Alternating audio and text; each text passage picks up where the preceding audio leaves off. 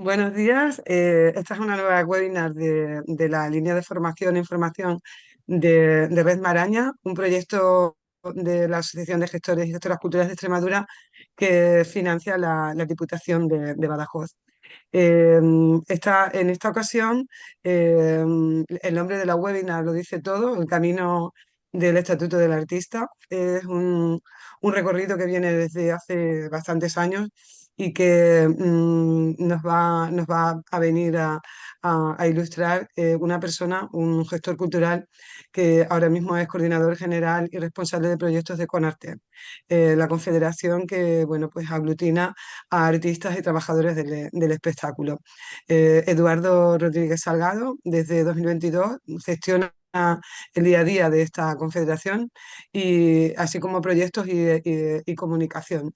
Lleva más de 10 años trabajando como gestor cultural, en los que ha pasado por instituciones públicas como AECID, donde estuvo 5 años, como programador en un centro cultural y en empresas privadas. Así que yo no tengo más que agradecer su presencia aquí, su colaboración, la colaboración de Conarte también con la Asociación de Gestores Culturales y Gestoras Culturales y con Red Maraña.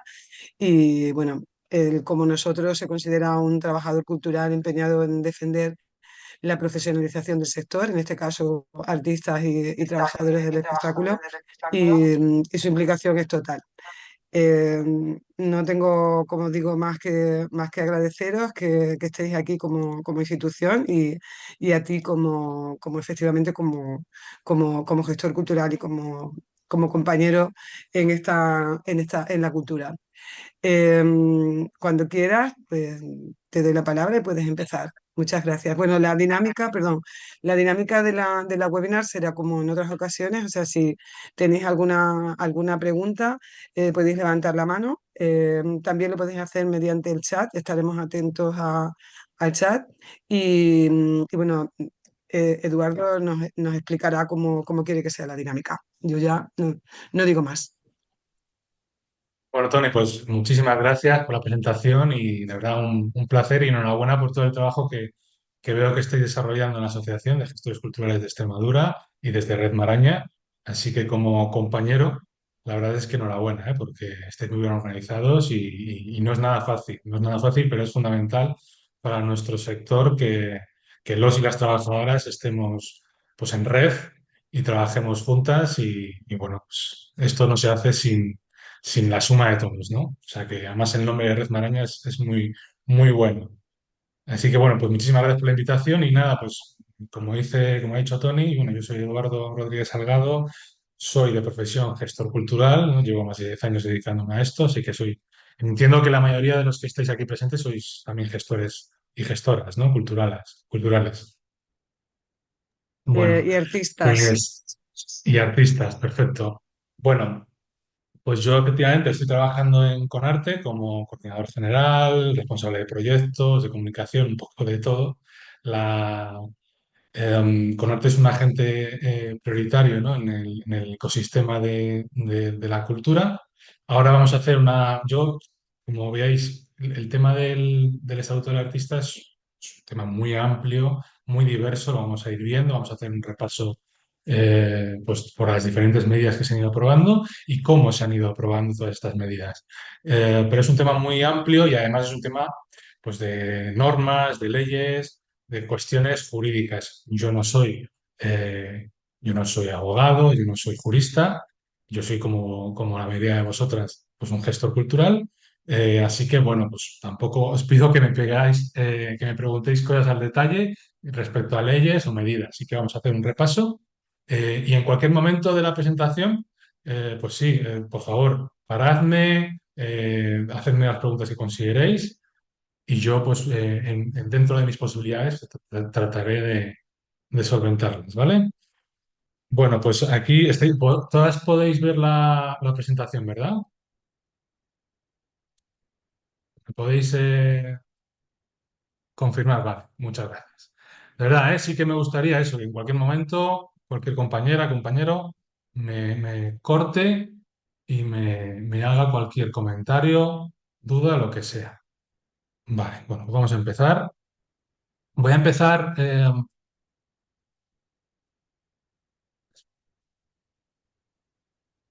pues, voy a empezar presentando un poco Conarte, porque imagino que la gran mayoría de vosotras no sabéis lo que es Conarte.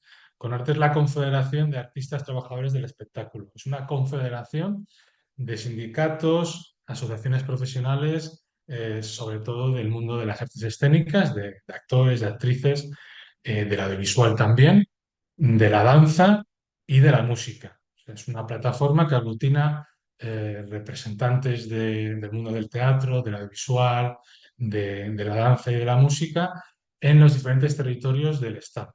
Son asociaciones y sindicatos pues, que están en Galicia, la Asociación de Actores de Galicia, la Asociación de Actores de Asturias, de Danza de Asturias también. Bueno, estamos en 11 comunidades autónomas, tenemos en la Confederación hay 14 entidades que están repartidas, aquí lo vemos en los puntos rojos, todo lo que está en rojo es donde existe una entidad representante de trabajadores del espectáculo en las diferentes comunidades. En el caso vuestro en Extremadura, pues está la Unión de Actores y Actrices Profesionales de Extremadura, ¿no? UAPEX.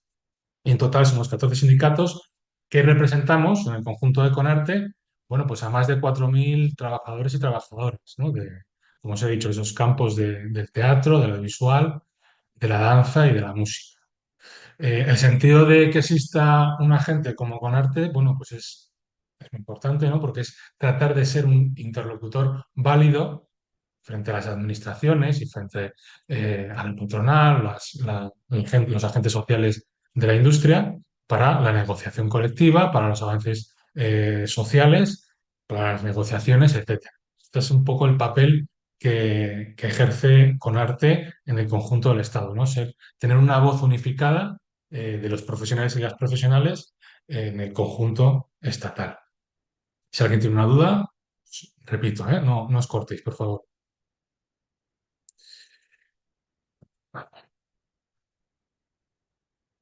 Vale, lo voy a hacer. Vale, simplemente estos son los contenidos que vamos a ir viendo.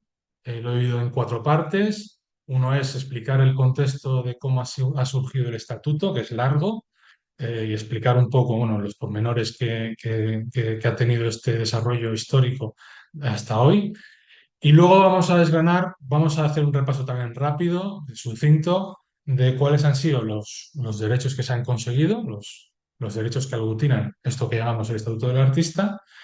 Vamos a ver rápidamente también cuáles son las principales medidas que actualmente el gobierno de ahora está proponiendo para la reforma que regula las relaciones laborales de los y las artistas. Esto está ahora en revisión. Y por último, vamos a terminar con aquellas medidas que no se han aprobado a día de hoy. Algunas están dentro de esa propuesta de reforma que está ahora mismo planteando el gobierno y algunas no. Y bueno, desde el punto de vista, obviamente, de la Confederación, ¿no? Ahí se me va siempre la primera. Vale, bueno, pues empezamos por lo más básico, ¿no? Que es el estatuto del artista. Esto es importante mencionarlo porque muchas veces, eh, bueno, se piensa que el estatuto es un documento, que es una ley, que es una norma. No, no lo es. No, es un conglomerado de leyes, de normas dispersas. Unas tratan de temática fiscal, otras laboral, otras de seguridad social, otras de, bueno, pues de diferentes cuestiones, ¿no?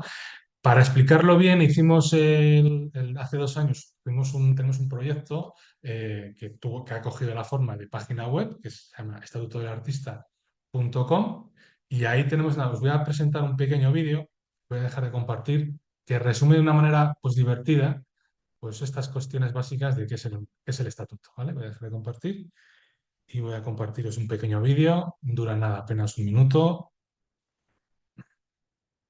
Lo estáis viendo, ¿verdad? Me decís por favor si lo escucháis. Sí, sí, Eduardo. Se ve.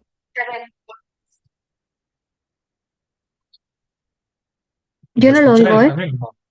No se Vale. escucha, ¿no? Bueno, pues si no se escucha, pues bueno, se puede, tiene subtítulos, es rápido, ¿eh?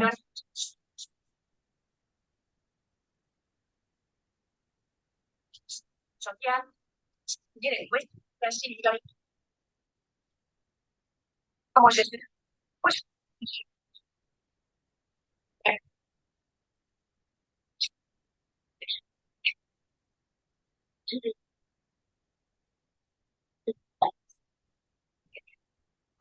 nosotros encontramos personalmente en los idiomas no han sido casi de 30 años, tanto en esto como en general de los trabajadores para incluir a los artistas. Eso es no, claro, pues reconociendo la especificidad, la inteligencia, la inseguridad y como la irregularidad en sus ingresos.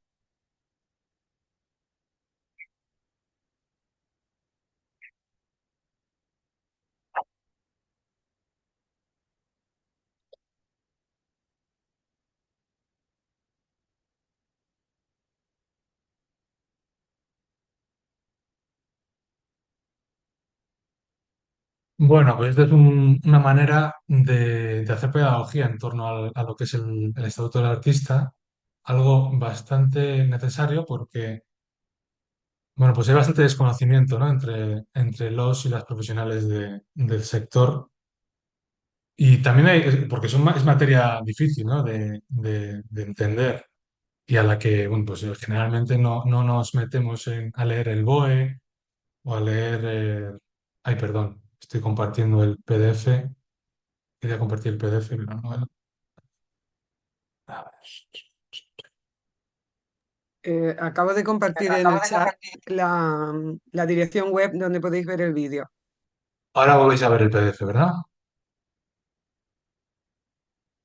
Sí, sí. ¿Estáis viendo el PDF? Vale, perfecto.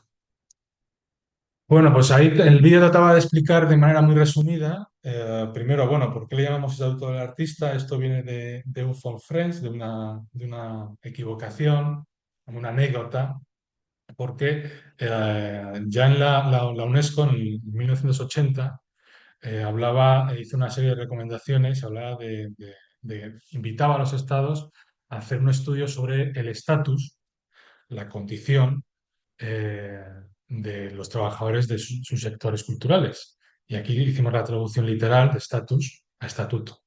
Por eso, bueno, pues en España le llamamos Estatuto del Artista, aunque realmente no debería haber sido la traducción literal, ¿no? Esto es una anécdota, sin más. Pero bueno, ahí sí que hablamos de, bueno, pues estas que son medidas transversales eh, y que trata de recoger en esta serie de leyes, de normativas, pues las atipicidades, ¿no? Especificidades de los trabajadores de la cultura. O sea, no, eh, la ley del trabajo, el Estatuto del Trabajador, las normas de seguridad social, etcétera, generalmente no son de aplicación, no eran de aplicación para la realidad de los y las artistas, por cuestiones tan básicas como es la intermitencia profesional. Un actor, un músico, pues no trabaja de lunes generalmente, ¿no? No trabaja de lunes a viernes, 12 meses al año, sino que va trabajando en función de los contratos que le van saliendo. Entonces, esa realidad tan atípica, tan fuera de lo común del resto de los trabajadores, no estaba implementada en las leyes que regulaban el conjunto de los trabajadores. Por tanto, eso pues imposibilitaba el desarrollo y las condiciones dignas para estos profesionales que ya de por sí, pues que os voy a contar, ¿no? Sufrimos unas condiciones de precariedad estructural. Entonces el estatuto trata de solventar esas situaciones. Se me va siempre siempre que le toco a la diapositiva 1. Vale, bueno, el origen, pues estábamos viendo. El origen proviene, como decíamos, de una declaración de la UNESCO, ¿no? Que hacía unas recomendaciones sobre el estatus del artista. Vale, tiempo después, fijaos, del 1980, en el que UNESCO ya, pues, de alguna manera invita a los estados a empezar a trabajar sobre esto, hasta 2006, ya en el marco europeo, hay un informe de Claude Gibault, que es una directora de orquesta, en el que desarrolla, bueno, pues las realidades de los artistas las realidades de los trabajadores del arte, ¿no? Y ya empieza a hablar de lo que os he mencionado, de la intermitencia profesional, de la falta de, bueno, pues una fiscalidad acorde a esta intermitencia profesional y el resto de condiciones, ¿no? De transición, etcétera. Bueno, pues ahí ya tenemos en la Unión Europea, en el Parlamento Europeo, se presenta un informe y es el Parlamento Europeo el que también ahora ya les invita o les recomienda a los estados empezar a legislar sobre esta materia, 2006-2007. Y en España empezamos se empieza a trabajar, se empieza eh, a organizar el sector ya tiempo después, empezamos del marco de los 80, el Parlamento se presenta un informe que es, pues digamos, la primera piedra de toque en el 2006 y hasta 2013, y esto es verdad que es en Cataluña, empiezan a salir se presentaron 36 medidas para la mejora de la condición profesional en el mundo de la cultura, y estas medidas se presentan en el Parlamento español. Hasta 2016, no se crea la subcomisión de cultura en el Congreso de los Diputados. Claro, que ha habido un periplo de tiempo bastante grande, en buena medida porque también el sector pues, no está estructurado, no está bien organizado. Y es que cuesta muchísimo pues, que estas atipicidades, estas realidades atípicas, las entienda, ¿no? La parte política, la parte legisladora. Bueno, pues durante 2 años se escuchó a expertos, a sindicatos como Conarte, estamos en el 16, en 24 sesiones de trabajo. O sea, que hay mucho tiempo y hay mucho esfuerzo para explicar estas realidades. El resultado pues, fue realmente histórico, ¿no? Y en junio de 2018 se aprobó por unanimidad en el Parlamento español el informe para la creación del Estatuto del Artista, que incluía 75 medidas concretas para legislar lo que hoy conocemos como el Estatuto del Artista. Es ese informe del 18, pues, es ese informe del 18 el que marca la senda, el camino legislativo. El que os menciono en la presentación, las 6 medidas que presenta el CONCA, que es el Consejo Nacional de la Cultura y el Arte de Cataluña. Se crea la subcomisión, se aprueba el informe y ya podemos hablar de bueno, pues un primigenio estatuto.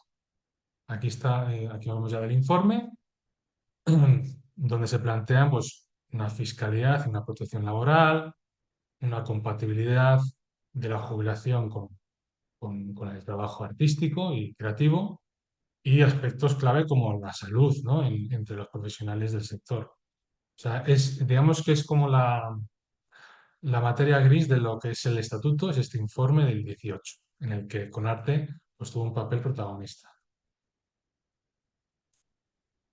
Bueno, aquí hablamos de, bueno, pues, ¿por qué no esta urgencia? Ya hemos hablado de la precariedad, ¿por qué no este estatuto? ¿Por qué es urgente y por qué era necesario? Bueno, pues es que estamos hablando de que, según, no sé si conocéis, en el 2000, la Fundación AISGE, la Fundación Reguladora de los Derechos de los Actores y Actrices, bueno, pues sacó un informe en 2000, un informe 2023-2024 de la situación laboral y que hablaba de que más del 70% de los actores y las actrices apenas ingresaban 15.000 euros al año. Y la mayoría estaban en situación de riesgo de pobreza. Entonces, es vital, ¿no? que se produzcan medidas que solventen esta precariedad estructural y que ayuden a los profesionales a tener un trabajo digno y acorde a su situación. Y bueno, pues gracias a este informe ya, por ejemplo, en la pandemia, en el plan de recuperación y resiliencia ya se contempla estas realidades y bueno, pues eso es una parte fundamental porque ya hay un compromiso legislativo, el poder legislativo, el Parlamento ya ha aprobado que se tienen que realizar una serie de regulaciones, ¿no? Esa es digamos que es la base sobre la que todos asientan. Y aquí, bueno, pues esto es fundamental, ¿no? Claro, hablamos de leyes, hablamos de normas, Pero ¿cómo llegamos a todo esto? Bueno, pues es un camino arduo, ¿no? Es un camino pues, que lleva mucho tiempo y que a veces, pues mira, como se para, ¿no? No lleva el ritmo que quisiéramos todos. Aquí, digamos que es fundamental esa interlocución social, los agentes sindicales, pero también la patronal, pues estemos estructurados, tengamos un consenso. Y ahí, por ejemplo, en el caso de España, no sé si conocéis la plataforma profesional de las artes escénicas y de la música, que nace del Foro Mercartes. Imagino que esto os suene. ¿A alguien le suena Foro Mercartes? Estoy hablando mucho yo solo, ¿eh? Por favor, contadme. Sí, sí, yo sí lo conozco, claro. Sí, sí, yo también. Bueno, en el Foro Mercartes en Valladolid, pues se crearon, como es un foro, ¿no? Se aglutinó todas las partes sociales y a partir de ahí se fueron trabajando de manera constante, se creó una estructura que hoy es conocida como la Plataforma Profesional de las Artes Escénicas y la Música, pues que haya sido, por ejemplo, bastante relevante en la aprobación de la Ley de Enseñanzas Artísticas. En esa plataforma está Conarte. Está Conarte, está la Federación de Empresarios de Artes Escénicas, están otros agentes representantes de músicos, de técnicos. Bueno, pues estamos ahí el sector aglutinado pues para crear consensos y ya llegar al legislador con unas medidas, ¿no? que queremos que implemente. Vale, bueno, para no extenderme demasiado, pues aquí estamos hablando de esa interlocución social, se crean grupos técnicos, esto es muy importante, grupos técnicos de personas especialistas en materia fiscal, laboral, seguridad social y educación, que van a entregar luego informes a comisiones interministeriales. Esto es algo que es el gobierno actual, bueno, y de la legislatura anterior, el primero que ha implementado este modelo de comisiones interministeriales. Esto quiere decir que son comisiones en las que aparecen técnicos, están técnicos del Ministerio de Seguridad Social, de Trabajo, de Sanidad, de Cultura, por supuesto, que son al final los que tienen que redactar cómo se pueden llevar a cabo estas normas que regulan el trabajo, ¿no? Y las condiciones laborales y las condiciones del sector. Estas comisiones son fundamentales y gracias a la creación de estas comisiones es como luego pues, se ha podido aprobar la prestación por intermitencia, que veremos más adelante, esta ley de enseñanzas artísticas, etcétera. Esto es algo fundamental y que bueno, pues también es una parte en la que hay que reconocer que ha habido una convicción por parte del Ejecutivo para crear estas comisiones, porque ahí hay detrás muchos funcionarios, hay mucho esfuerzo para que esto salga adelante, cosa que hasta estos últimos años pues no había. Esto es una manera, y esto es algo que tenemos que defender con uñas y dientes, que siempre existan este tipo de comisiones que den seguimiento y que son las que al final pues hacen, porque es fundamental porque nosotros, los y las profesionales, sabemos de la realidad, sabemos de las situaciones, ¿no? De qué es la intermitencia profesional, nadie nos lo tiene que explicar, lo vivimos todos los días. Pero un técnico de Hacienda, un técnico de Seguridad Social, no tiene por qué saberlo. Entonces es muy importante que existan estos espacios donde estén juntos y reciban de nosotros los informes, la documentación que le vamos entregando, para que puedan entregar al legislador, a los políticos, a los grupos políticos, que son al final los que aprueban en sede parlamentaria las medidas, que les puedan entregar informes para cómo vehicular todas estas medidas. Y luego, bueno, pues las mesas de negociación, donde pues se van articulando todas estas políticas. ¿Alguna pregunta? ¿Alguna duda? Porque yo sé que es materia, no es fácil, ¿no? O sea, es denso. Yo te quería preguntar, Eduardo, si hay unos tiempos, o sea, si esta colaboración, o sea, el mandar esta serie de propuestas y de medidas a las comisiones interministeriales se hace de forma regular, hay unos plazos, se hace una vez al año, o hay algún... Pues es muy buena pregunta, Elisa. Realmente no. Y si se han marcado plazos, en muchos casos no se cumple. Ya veremos más adelante en la propuesta. Eh, ahora mismo la norma que regula las relaciones laborales de los y las artistas en artes escénicas es el Real Decreto 1435 aprobado en 1985, hace 40 años, que es lo que la ministra Yolanda Díaz ya ha presentado una propuesta para reforma. En esas medidas, en esa propuesta de reforma laboral de los artistas, sí que plantea pues algunos tiempos para comisiones, 6 meses para la reunión de esta comisión, etcétera. Pero en muchos casos, pues mira, te digo, para ponerte un ejemplo, se creó en 2024 la Comisión Interministerial sobre Enfermedades Profesionales, que es un tema es que desde CONARTE le estamos dando mucha importancia para el reconocimiento de enfermedades profesionales entre los y las trabajadoras, algo que afecta a todos, pero muy especialmente, sobre todo, a las profesionales de la danza. Su cuerpo es su herramienta de trabajo y si las lesiones, pues en la mayoría de los casos no están reconocidas. Y dejas de trabajar y no está reconocido como una lesión, una enfermedad laboral. Esa comisión interministerial, está el Ministerio de Salud, Seguridad Social, Cultura, se creó en 2000, si no me falla la memoria, en 2024. Si no me equivoco, solo se llegó a reunir, se creó, pero solo se llegó a reunir oficialmente en 2025. Creo que a inicios de 2025. No se ha vuelto a reunir, que yo sepa, y no hemos visto resultados a día de hoy. Está viendo, creo que me suena que se va a reconocer una lesión típica de los músicos, pero bueno, la verdad es que sí que podríamos, sí que los tiempos son muy lentos. Todo esto va muy lento y es muy importante que nosotros, la parte trabajadora, pues estemos muy pendientes bueno, pues exijamos y presionamos, ¿no? En la medida en la que podemos. Vale, me lo imaginaba. Gracias. Y nada, nada, nada. Sí, no es fácil. No es fácil, ¿no? Vale. Bueno, hemos hablado un poco, ¿no? Cómo se llegan a fructificar esta serie de medidas. Y ahora vamos a ver, bueno, pues cuáles son las principales medidas que se han ido aprobando en el tiempo, ¿no? ¿Veis la diapositiva? La veis entera, ¿verdad? Sí, sí. ¿Eh? Se ve, se ve. Se ve entera, sin... Sí. Vale.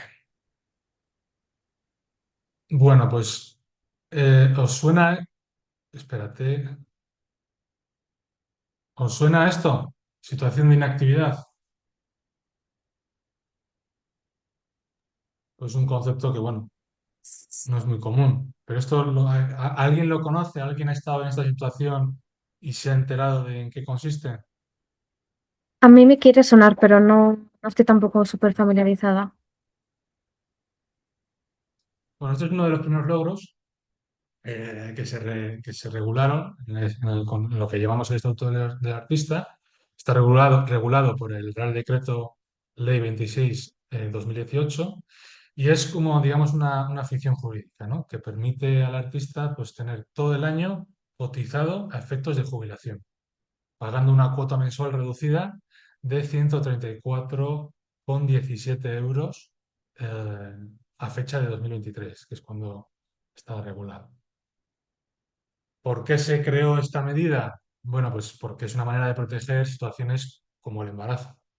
Permite a las artistas embarazadas asegurarse de estar en situación asimilada al alta en el momento del parto para poder cobrar la prestación por nacimiento y cuidado del menor.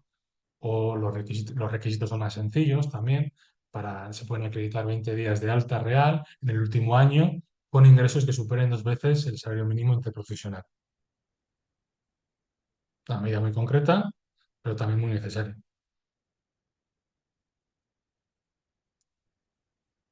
Vale, la prestación de intermitencia. Esta entiendo que os suene a gran mayoría, ¿no? Porque esta es una de las mayores logros, éxitos que hemos cosechado y que, bueno, pues es un elemento que marca un antes y un después. Es verdad que todavía hay que hay que seguir revisitándola y tenemos que hacer mucho trabajo también de pedagogía porque nos consta que en muchas oficinas de seguridad social pues todavía los técnicos no saben cómo aplicar esta intermitencia. Bueno, la intermitencia profesional no sé si hace falta, ¿no?, que la explique.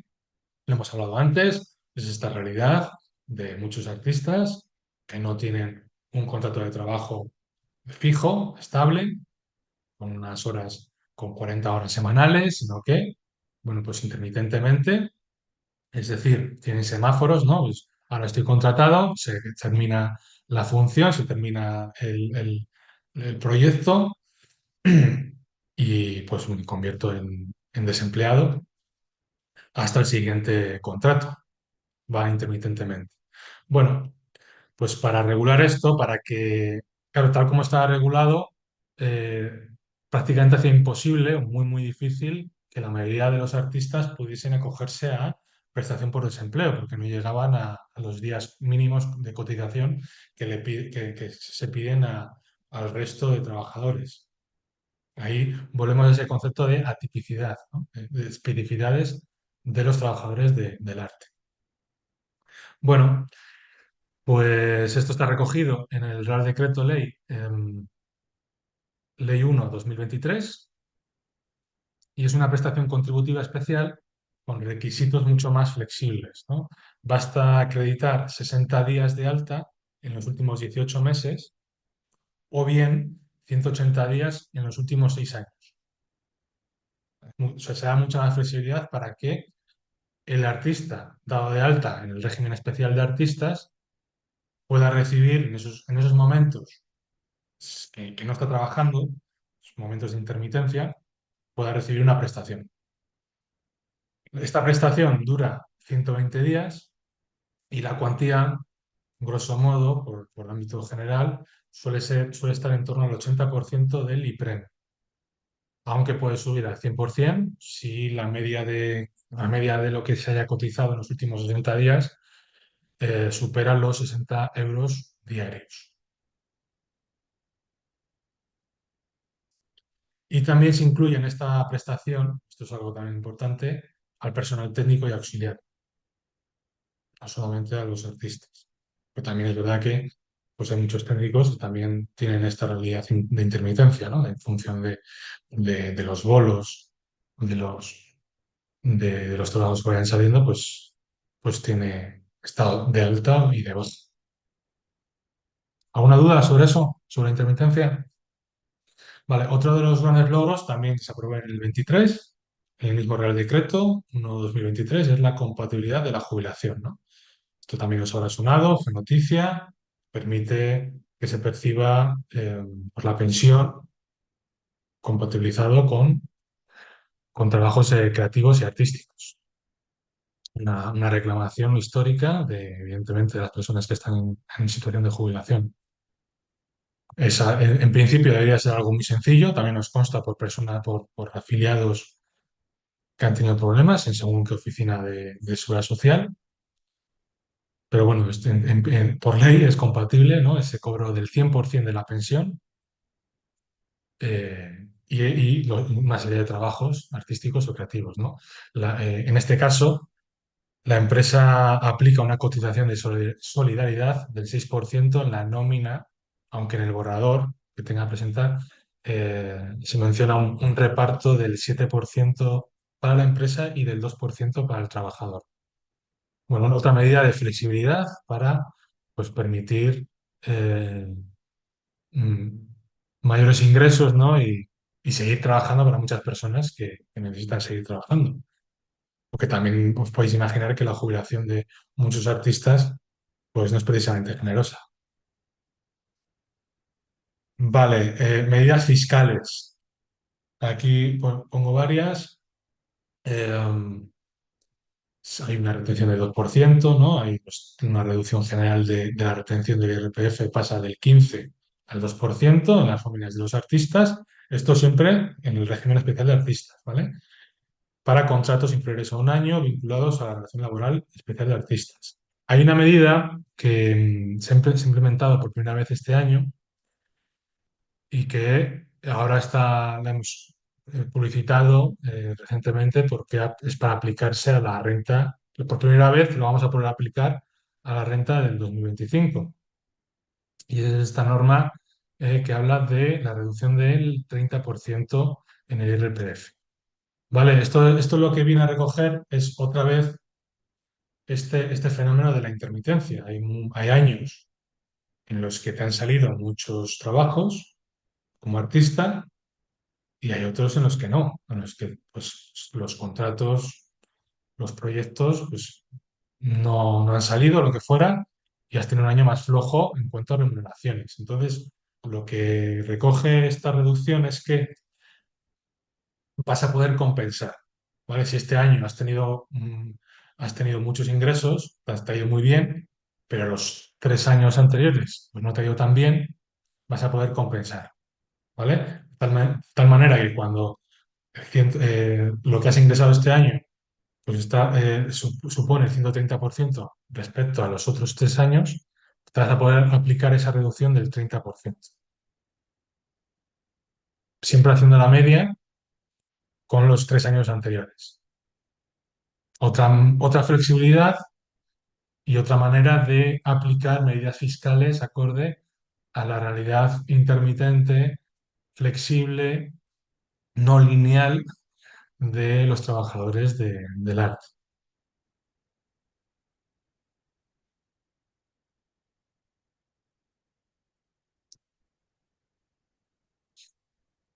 Vale, y llegamos también al llamado contrato artístico, otra medida también bueno, en la reforma laboral del 2022 se aprobó esto que llamamos el contrato artístico, que sustituye al antiguo contrato por obra, lo que era muy común. Contrato por obra, pues ahora los trabajadores por cuenta ajena ya tienen un contrato que les protege mucho más.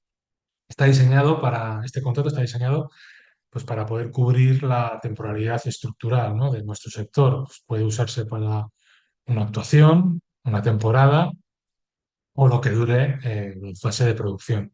Mucho más flexible y acorde a las diferentes realidades, ¿no? Es obligatorio que se formalice por escrito y que se detalle con precisión la causa de la temporalidad. O sea, esto hay que explicarlo bien, ¿no? Porque no es un contrato típico, pues porque no hay que explicar esta temporalidad. Y bueno, también ampara a los trabajadores técnicos auxiliares.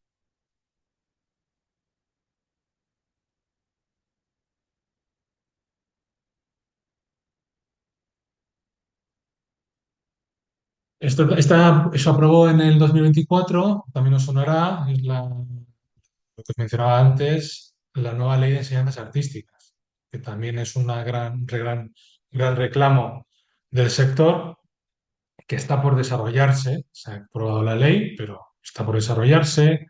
Hay una comisión que está pues, velando porque se vayan cumpliendo los hitos que se han marcado y bueno, todavía queda mucho trabajo al respecto. Pero bueno, sí que podemos marcar una serie de avances, ¿no? que supone esta nueva ley, porque bueno, pues en gran medida trata de equiparar definitivamente los títulos artísticos al nivel universitario dentro del espacio europeo de educación superior, del MECES. Es algo que ha traído mucha cola y que veíamos que muchos títulos en España luego fuera de España no tenían ninguna validez. Entonces, esto lo que viene a es tratar de homogeneizar y amparar en igualdad de condiciones que otros estudiantes, porque un licenciado o un graduado de lo que sea, de ADE o de cualquier otra carrera, sí que tiene esta homologación. En el caso de los artistas, no, de las enseñanzas artísticas, pues no ocurría. Entonces había un agravio comparativo que se trata de solventar con esta ley.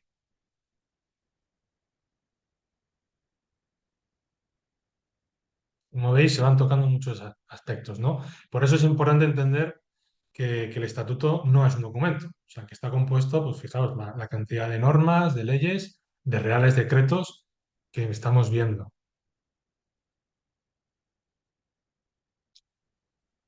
Bueno, esto es un poco el desglose de las diferentes partes que toca esta ley de enseñanzas, ¿no? Pues se trata, ¿no? de facilitar la movilidad internacional, de crear una carrera investigadora, ¿no? Para que también haya doctorados y siempre facilitar esa inserción laboral, ¿no?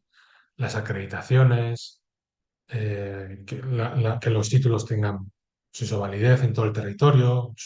Ahora tenemos problemas con que hay títulos que son validados en una comunidad autónoma y en otra no. Bueno, pues esta ley trata o debería de tratar de dar esa homogeneidad y esa igualdad de condiciones. Bien, y aquí llegamos al punto de lo que ha presentado el Ministerio de Trabajo con Yolanda Díaz y, y, bueno, que en colaboración, por supuesto, junto al Ministerio de Cultura, que es un nuevo marco regulador de las relaciones laborales de los trabajadores, de los y las trabajadoras, ¿no? Del sector cultural, sector de las artes.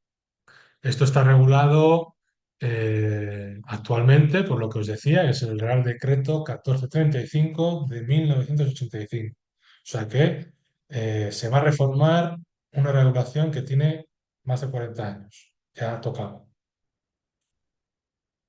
Eh, es otra de las reclamaciones que aparece en el informe del 18, el informe que os mencionaba al principio, que es la partida, es lo que se consiguió en 2018, un informe aprobado y votado en el Parlamento. Pues esta era una de las principales medidas, ¿no? Reformar y actualizar, porque claro, en el 85 pues nadie hablaba de la inteligencia artificial.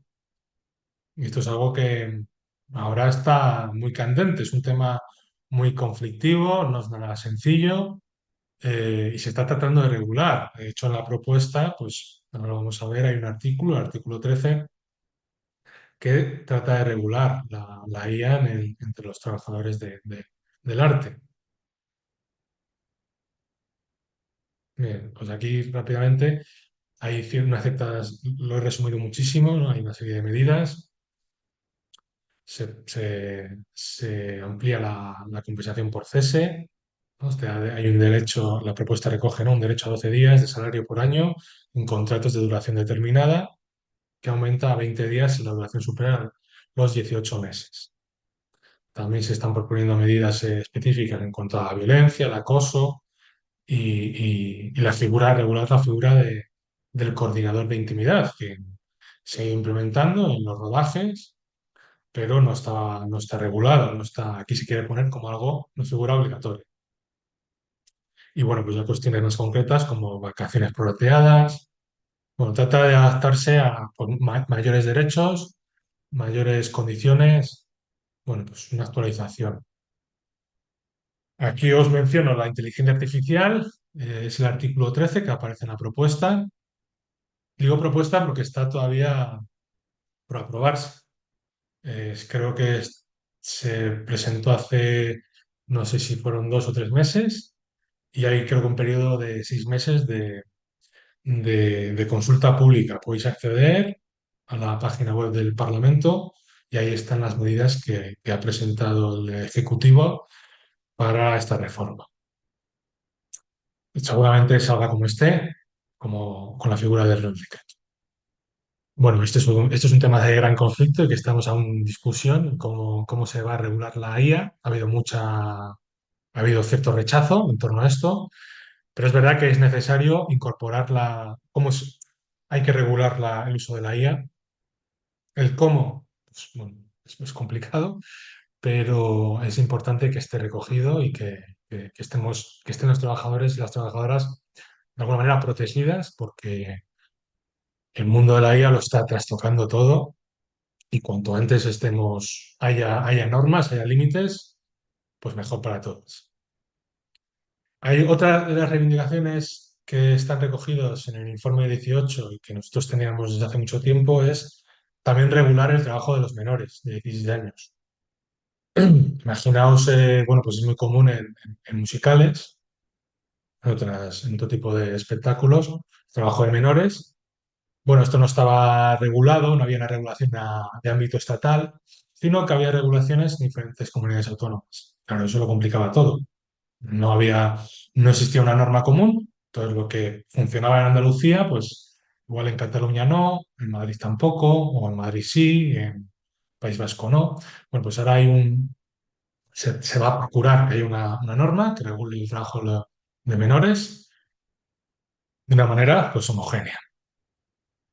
También se aborda una retribución expresa y diferenciada al salario en cuanto a los derechos de propiedad intelectual y estas comisiones de seguimiento que preguntaba antes Elisa, pues sí que se incluye que la creación de una serie de comisiones para hacer seguimiento, en este caso en el de la IA, en la regulación de la IA, pero hay otras comisiones también que se proponen, ¿no? Otra de las, mira, aquí pongo, hay una comisión específica para, para los avances en torno a la transición y recualificación, y aquí os pongo 6 meses para la creación de esta comisión que se prevé en esta propuesta del Ministerio de Trabajo. Transición profesional. ¿Alguna o alguno me puede decir qué es esto? A qué nos referimos cuando hablamos de transición profesional? ¿Nadie? ¿No suena, de verdad? Vale. La transición profesional es otra de las especificidades que nos diferencian del resto de cualquier trabajador típico. La transición sobre todo afecta, no solo, pero especialmente a las bailarinas, ¿no? El mundo de la danza. El mundo de la danza, esto ya está súper asumido y está implementado y hay programas específicos para deportistas de élite, pero no así en el mundo del arte. Una bailarina, pues a los 35 años, 40 años, ya no puede seguir ejecutando los mismos pasos y llevando el mismo ritmo que cuando tenía 20 años. Ya su instrumento, que es su cuerpo, pues empieza, como todos y todas, ¿no? Empieza a deteriorarse. Y además, un bailarín es al fin y al cabo un deportista de élite. O sea, lleva una serie de entrenamientos, de esfuerzo físico muy importante, ¿no? y exigente. Entonces, ¿qué sucede? Claro, con estas personas que han dedicado, no solo en el mundo de la danza, pero bueno, es un ejemplo paradigmático, que llevan formándose y dedicándose en exclusiva a la danza desde niños casi o adolescentes, se llegan a esas edades, 35, 37 años, que ven que ya no empiezan, ya no les llaman para trabajar o ya no pueden seguir el mismo ritmo. Entonces, ¿qué hacemos? Que esas personas tienen que transicionar, tienen que desarrollar otra profesión, no se van a jubilar con menos de 40 años, no pueden.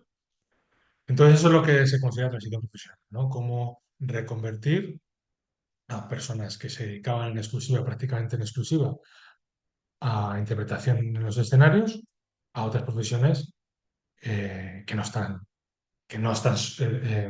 necesariamente en el escenario, pero sí al menos tratar de que no se salgan del ámbito cultural y artístico, porque muchas veces, y hay estudios que lo demuestran, claro, estas personas llegan a ese momento y pues se tienen que dedicar a algo que no tiene absolutamente nada que ver con lo que han desarrollado desde que tienen 20 años, por ejemplo, ¿no? Se van del mundo de la cultura y ahí pues hemos perdido talento. Hemos perdido un talento inmenso, mucha formación, etcétera.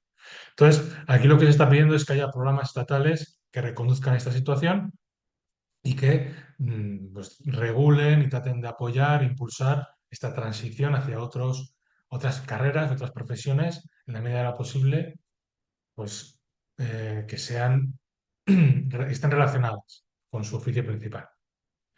También hay otra medida fundamental que es la representatividad sindical que recoge esta propuesta y que es una de las demandas esenciales que llevamos en Conarte, que es para facilitar la representatividad, que en cualquier trabajo, para ser representante sindical, tienes que tener un tiempo estable como trabajador en esa empresa.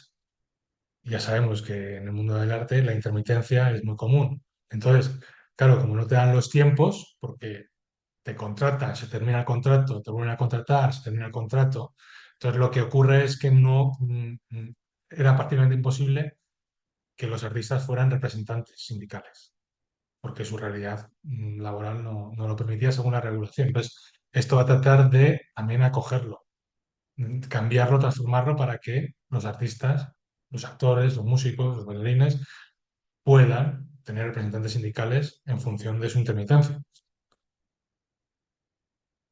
Ya van a ser las 12, me estoy extendiendo, vamos a ir rápido, o si queréis ya podemos ir al turno de preguntas, porque ya esto ya son medidas que no están Bueno, disculpa implementadas. Eduardo, pero si no les importa a las personas que están aquí, nos podemos extender 15 minutos más. O sea, Sí, ya vamos nosotros, terminando, ¿eh? nosotros grabaríamos toda la sesión, ¿vale? Vale, perfecto. Nada, simplemente es ver una serie de medidas rápidamente que no estén implementadas. Bueno, esto es la propuesta que desde Conarte hacemos en cuanto a esta representatividad de artistas.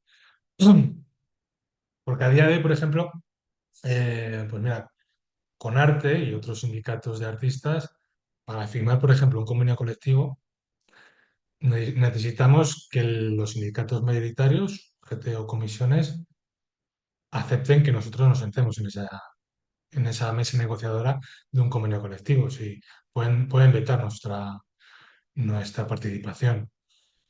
Conarte es una organización que firma 3 convenios colectivos de ámbito estatal, pero porque también, bueno, porque UGT y comisiones están de acuerdo. Pero por ley, nosotros estamos regulados, estamos bajo la regulación de la Ley de Libertad Sindical, que no recoge o que no reconoce a estas organizaciones como CONARTE como sindicatos. Sí que estamos amparadas bajo esa ley, pero no tenemos esa figura plena de sindicato. Entonces, lo que estamos trabajando es para que sí que podamos ser reconocidos como tal, en igualdad de condiciones. Este es el reto de la transición profesional. Bueno, pues ahí fijaos, ¿no? El 80% de las actrices sufren una caída drástica de ofertas al cumplir 40 años. Esto sobre todo sucede en el mundo de la danza. Eh, Hay modelos europeos donde sí que se han implementado medidas de transición profesional que funcionan. Hay casos en Holanda, hay casos en Bélgica, en Alemania, donde sí que hay programas estatales, porque esto es un talento que estamos perdiendo y es un drama tremendo.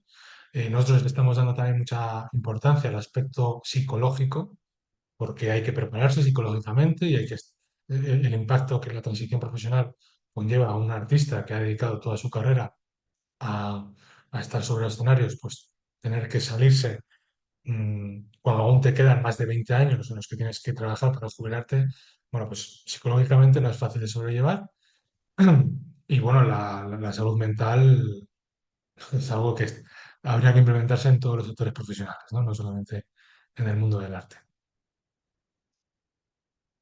Bueno, y aquí otra vez algo que está relacionado con la ley de enseñanzas, pero es el reconocimiento de competencias, inclusión de categorías laborales específicas en el catálogo nacional, apoyo integral al artista, corrección de esa brecha académica. Hay una actual discriminación, ¿no? Donde titulados, pues hay un cálculo de 3.500 horas de formación artística, tienen menor rango que módulos técnicos de 480 horas, o sea, eso no tiene ningún sentido. Y eso está sucediendo a día de hoy. Y nada, pues esa es un poco la visión muy rápida. Espero no haber ido demasiado rápido, pero sí que quería que tuvierais una visión panorámica de qué va todo esto del estatuto, que es algo que no es sencillo, que son materia laboral, fiscal, etcétera, son cuestiones pues, que son complejas. Pero bueno, he tratado de hacer un resumen rápido y sobre todo sí me interesaba mucho que entendierais cómo se consiguen estas medidas, cómo es el proceso, de dónde venimos y, bueno, pues cómo la importancia de estar unidos como sector para poder ser interlocutores válidos con las personas, con las instituciones que al final pues, son quienes tienen el botón para poder dignificar el trabajo en el cultura. Y nada, pues esto por mi parte ya está. Y sí que me gustaría eso, ¿Tenéis alguna cuestión? ¿Alguna pregunta que queráis hacer, por favor? pero no haber sido demasiado aburrido. Yo quería preguntar sobre el tema del IVA, que no se ha mencionado en ningún momento, y el tema de la cuota de autónomos, porque em, sí que hay alguna serie de medidas, pero que al final se quedan un poco cortas con el tema de las reducciones de la cuota de autónomos. Y todavía yo veo mucha confusión con el tema del IVA, porque según tengo entendido, las compañías al final, algunas facturan con un tipo de IVA u otro en función del epígrafe en el que estén dados de alta en Hacienda. Y yo sigo viendo un mogollón de confusión, cosas que se supone que han cambiado pero que no se llegan a aplicar. Yo sobre todo por lo que recibo de los socios de Artesa, que es donde yo trabajo en Castilla y León, y por comentar un poco si esas temáticas están sobre la mesa. Y por último, preguntar también si la profesión de la gestión cultural también eh, de alguna manera está incluida en todo el tema del estatuto del artista, porque también hay, bueno, pues también es complejo, tiene otra serie de complejidades. eh, entonces, por comentar si esas temáticas están también ahí a valorar. Vale, muchas gracias. Sí que hay regulación sobre el IVA. Antes de explicar nada, claro, yo en la presentación es verdad que todas las medidas o la gran parte de lo que he contado está enfocado a los trabajadores por cuenta ajena, porque claro, con arte representa a trabajadores por cuenta ajena. Aunque obviamente tenemos en cuenta, muy en cuenta, no puede ser de otra manera, que la realidad de la gran parte de los trabajadores de la cultura pues se mueve en ese mundo de pues, a veces eres autónomo, a veces eres trabajador por cuenta ajena y hay muchísimos autónomos que trabajan en el sector. Sobre el IVA sí que es una de las primeras medidas que se implementaron. Hay una reducción, bueno, ya sabéis, ¿no? Se pasó, en el caso de las entradas, se pasó de un 21 a un 10%. Em, y luego, exactamente, es que me has hecho muchas preguntas, ¿me puedes recordar, por favor? Y en el caso de los gestores culturales, sí que se creó un módulo, bueno, un número en el impuesto de actividades de Hacienda, sí que hay un epígrafe que es un poco cajón desastre, que es de actividades culturales, donde sí que los gestores culturales nos podemos acoger. No sé si se lo conocías. No me acuerdo exactamente cuál es el epígrafe, pero sí que se contempla. Aunque es verdad que bueno, esto habría que hablarlo con la Federación, ¿no? de Gestores Culturales. Es verdad que la figura de gestores cultural habría que desarrollarla más. Sí, con lo que te comentaba el IVA es porque yo veo que todavía muchas compañías no tienen claro si pueden aplicar el IVA reducido o no en función de el tipo de servicio, según el epígrafe por el que se acojan para Hacienda en función de, del servicio por el que facturan. O sea, yo veo todavía como mucha confusión de algunas compañías que digamos que al final no terminan de aplicar el IVA reducido cuando creo que sí que les corresponde y aplicar el 21. O sea, como que todavía realmente ahí hay, que al final es como todo, hay una serie de medidas que se consiguen y luego hasta que se aplican y digamos que se asientan lleva tiempo. Pero que sí que yo todavía sigo viendo con mucha diversidad. No sé, es una reflexión más que una pregunta. O sea, no. Sí, sí, sí, sí, sí. No, desde luego. A ver, todas estas medidas además no ayuda a que estén dispersas, pero sí que hace falta mucha pedagogía, tanto para los profesionales, como el gestor de una compañía, como también muchísimo en las oficinas de Seguridad Social y de Hacienda, que hemos visto muchos casos en los que bueno, son medidas nuevas y que son atípicas, porque nuestras realidades no responden para nada a la de una fábrica de vidrio, por ejemplo. Entonces, es verdad que su implementación muchas veces no está sucediendo. En el caso de la jubilación, de la compatibilidad de la jubilación, nos han llegado bastantes personas en las que pues, en la oficina de seguridad social no se la aplicaban.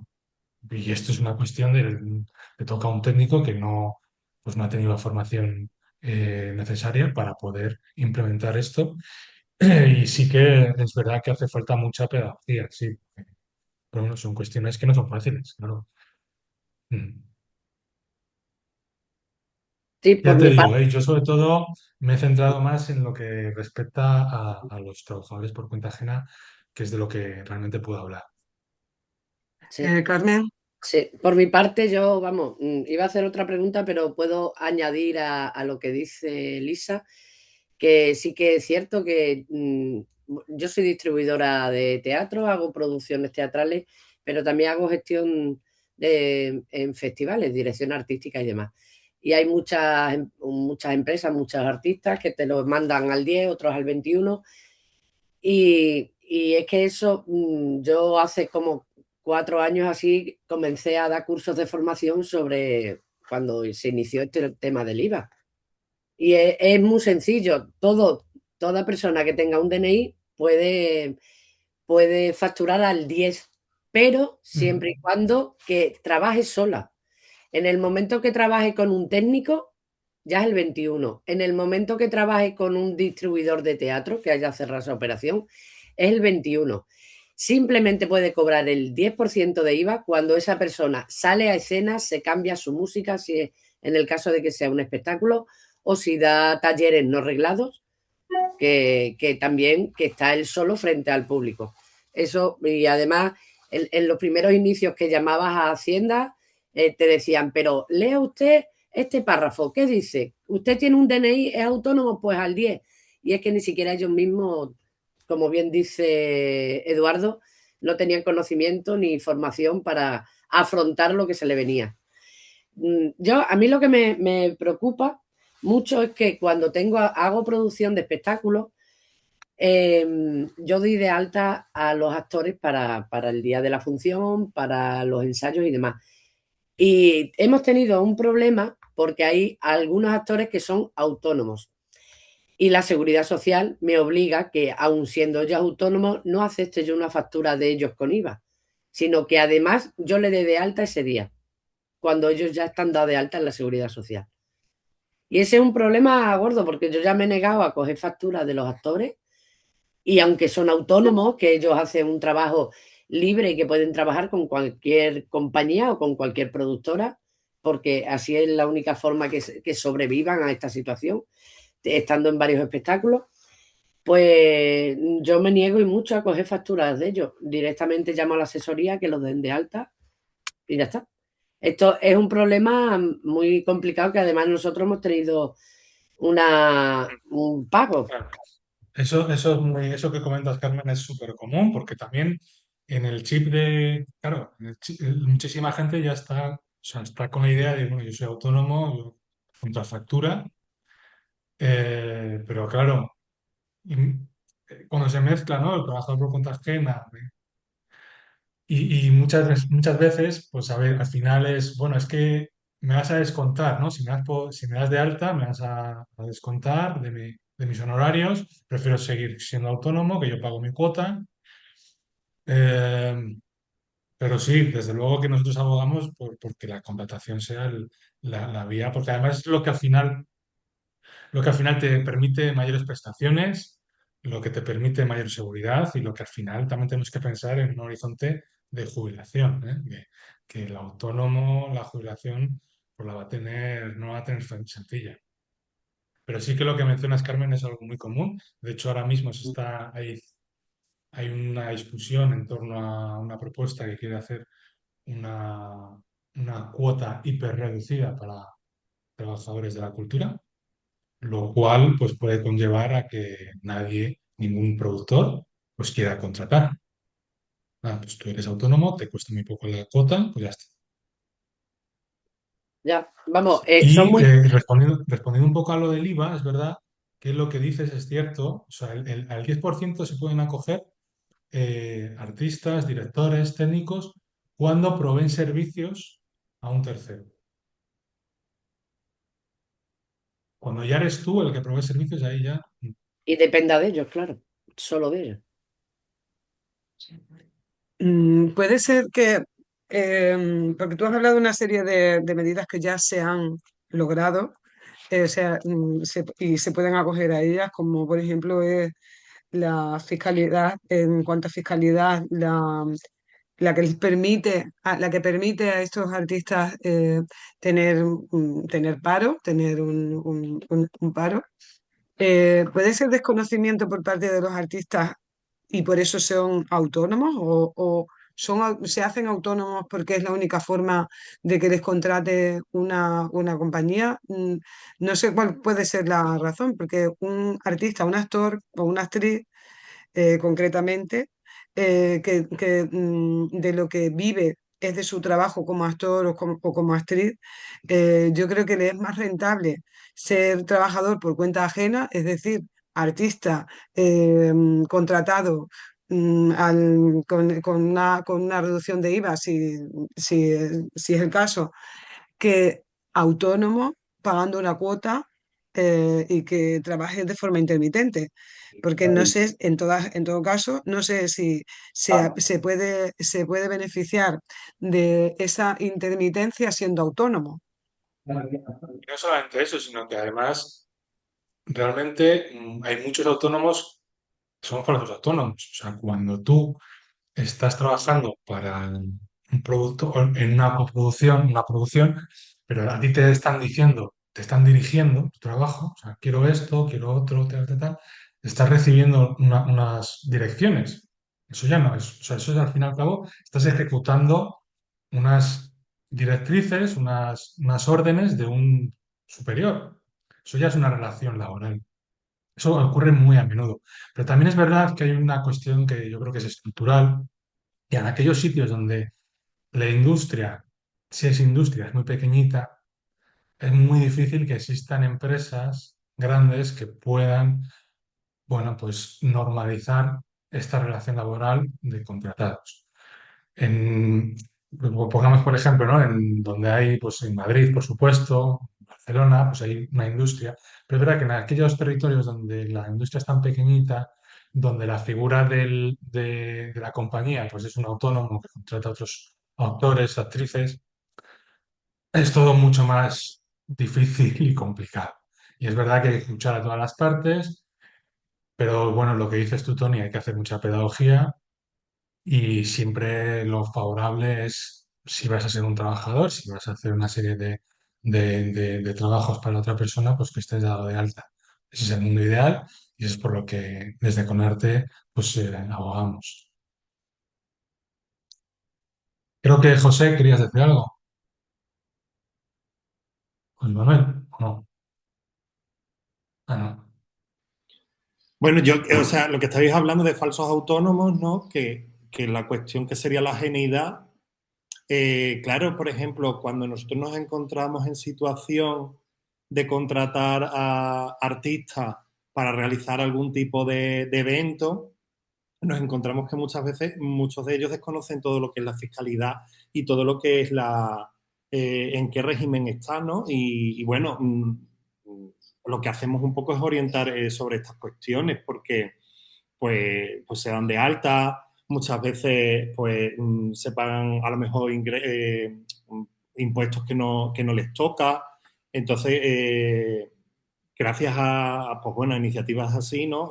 Podemos conocer un poquito más cómo se gestionan estas cuestiones y cómo también orientarlos para que tengan garantizado el máximo de sus derechos, ¿no? Pues bueno, como decía Tony, el tema de que puedan tener acceso a una cuestión de paro, ¿no? Que a lo mejor con esta cuestión de falso autónomo, pues no llegaría a tenerlo, ¿no? Muy difícil, muy difícil. Sí, de hecho la prestación por intermitencia profesional, esa la verdad que ha sido pues quizás es no voy a decir la medida, pero es una medida pues crucial para el sector. Pero muy importante es, José, que al final haya estructura, o sea, que haya una asociación, en el caso de Elisa, pues que trabaja para una asociación de Castilla y León, de compañías de teatro, que bueno, que en Extremadura pues hay un sindicato, una asociación que aglutina a los trabajadores de artes escénicas, porque al final yo soy afiliado de una organización, tengo estas dudas que planteas, pues en el sindicato, en la asociación, me van a poder explicar. Esa es porque al final, si estás solo en el mundo, pues si al final te va a responder Google, ahí es cuando tenemos problemas. O sea, por eso es muy importante y además que es la única manera de que lleguemos a las instancias políticas, que al final son las que son los encargados de pues, darnos las herramientas para poder tener una vida lo más placentera posible, ¿no? Y que el sector funcione.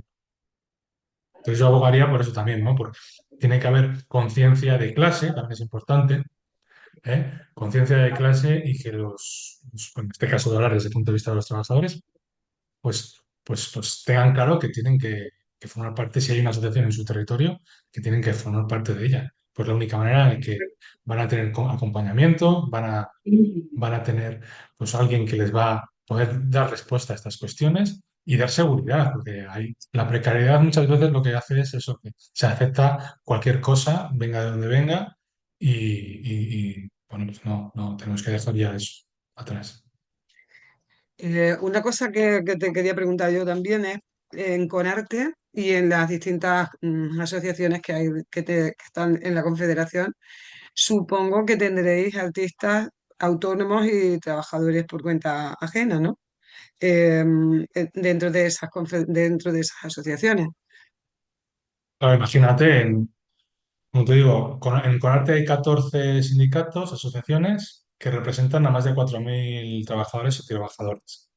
Mm, No me cabe ninguna duda que habrá hay muchos, pues que están como contratados por cuenta ajena, pero también como autónomos. Claro, el pluriempleo es algo legal y es algo muy normalizado en nuestro sector.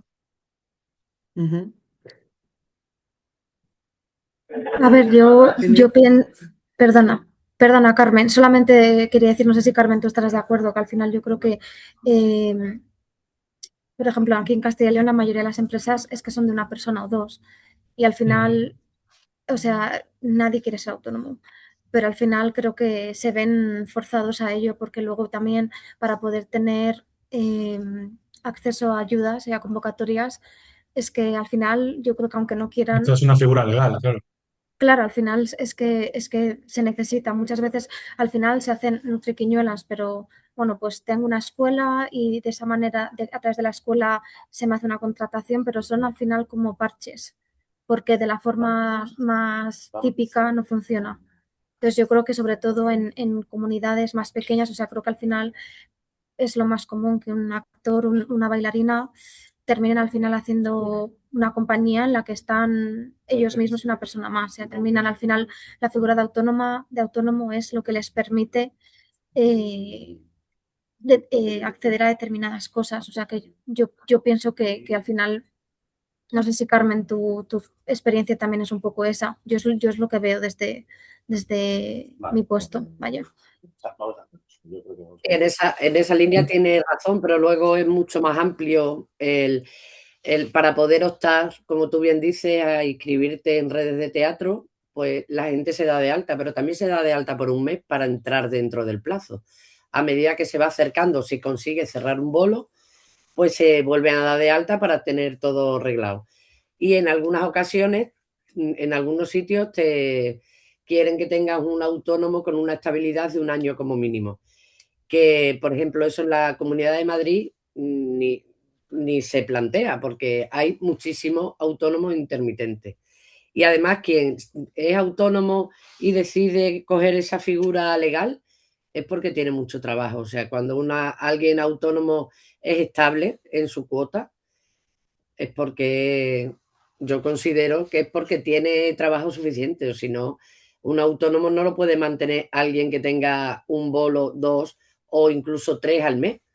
Vamos, es que no, es que en algunos casos, según lo que paguen por bolo, no llegan ni siquiera a pagar la cuota.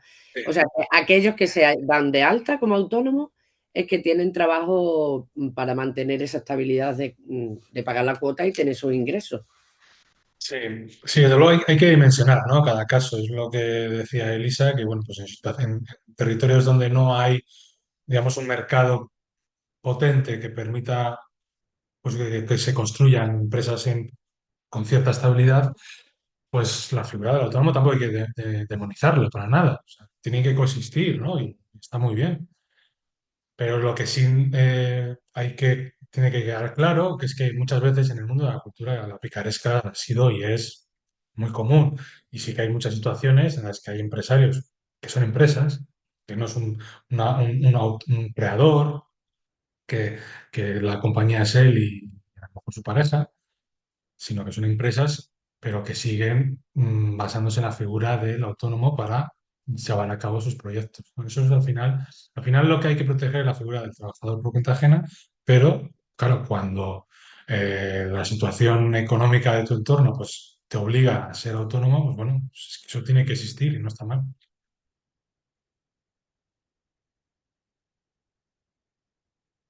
A mí, sinceramente, lo que me preocupa es que una persona esté dada de alta de autónomo para poder ejercer su profesión y tenga un bolo con diferentes productoras y las productoras les tengan que dar de alta. Se está dando de alta por el mismo día de trabajo en 2 ocasiones. Y eso no debería ser así, porque ya mantener, como digo, el pago de autónomo, tú empiezas el día 1 debiéndole o pagándole al Estado 400 o 500 euros, porque tú vas a trabajar y no le vas a generar costes. Y aún así, lo que nos están exigiendo es que trabajemos para otras empresas dentro de lo que nosotros realizamos, nuestra profesión, y nos den de alta. Yo creo que por ahí es un hilo conductor que a través de las asociaciones que sois más masivas, yo pertenezco a ASGAE, que me imagino que lo conoces porque es una de las asociaciones que están sentadas en la mesa, en muchas mesas interesantes a nivel nacional. Entonces, me parece que es una lucha que no tenemos que dejarla ahí sobre un lado, porque igual de lícito tiene que ser trabajar de una forma o de otra. El caso es que el día que te pongas, te subas a las tablas, estés cubierto por una situación legal. Claro, exacto. Y no solamente el día de la función, los días de ensayo se tienen que considerar también como día de trabajar, ¿no? Ahí está. Que hay mucha preparación. Muy Bueno, bien. no sé si tenéis alguna cuestión más, nos hemos alargado, nos hemos ido a media hora casi, pero es muy interesante la conversación, la verdad, y nos clarifican algunas cosas. Eh, ¿Tenéis alguna cuestión más que plantear? Pues si no decís nada, nos despedimos con Eduardo y os esperamos en la próxima webinar, que no tenemos todavía claro cuándo podremos hacerla, pero os avisaremos con tiempo. Gracias por... Sí, Elisa. Perdona, una última cosina. El documento que has compartido, Eduardo, no sé si se podría compartir para tenerlo Sí, también. claro, sin problema. Yo os paso Normalmente, normalmente le pedimos al ponente que nos lo envíe y os lo mandamos por correo. Vale, pues muchas gracias. Eh, nos manda la presentación que él considere oportuna. ¿Vale? Muy bien, pues oye, encantado y muchísimas gracias por la invitación.